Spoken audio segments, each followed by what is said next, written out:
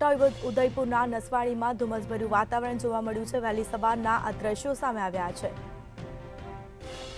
તો વહેલી સવારથી ધુમ્મસભર્યું વાતાવરણ જોવા મળ્યું છે। તો ધુમ્મસના કારણે વાહન ચાલકો પણ મુશ્કેલીમાં મુકાયા છે। વિઝિબિલિટીમાં ઘટાડો નોંધાયો છે અને જેના કારણે વાહન ચાલકોને હેડલાઇટ ચાલુ રાખવાની ફરજ પડી હતી। તો ધુમ્મસના કારણે ઠંડીનો ચમકારો વધ્યો છે।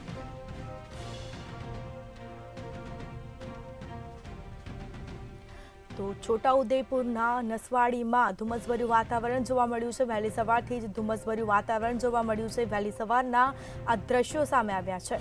તો ધુમ્મસના કારણે વાહન ચાલકો પણ મુશ્કેલીમાં મુકાયા છે। તો વાહન ચાલકોને હેડલાઇટ ચાલુ રાખવાની ફરજ પડી હતી।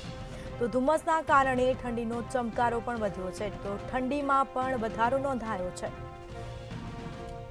તો વહેલી સવારના દ્રશ્યો છોટાઉદેપુરના નસવાડીમાં ધુમ્મસભર્યું વાતાવરણ જોવા મળ્યું છે। તો બીજી તરફ વહેલી સવારથી જ વાતાવરણમાં પલટો જોવા મળ્યો છે। તો વાહન ચાલકોએ હેડલાઇટ ચાલુ રાખવાની ફરજ પડી હતી। ધુમ્મસના કારણે ઠંડીમાં પણ વધારો નોંધાયો છે। તો વહેલી સવારના દ્રશ્યો સામે આવ્યા છે। વાહન ચાલકોને હેડલાઇટ ચાલુ રાખવાની ફરજ પડી હતી, જેમાં વહેલી સવારથી જ ધુમ્મસભર્યું વાતાવરણ જોવા મળ્યું છે। તો છોટાઉદેપુરના નસવાડીમાં ધુમ્મસભર્યું વાતાવરણ જોવા મળ્યું છે। વહેલી સવારના દ્રશ્યો સામે આવ્યા છે।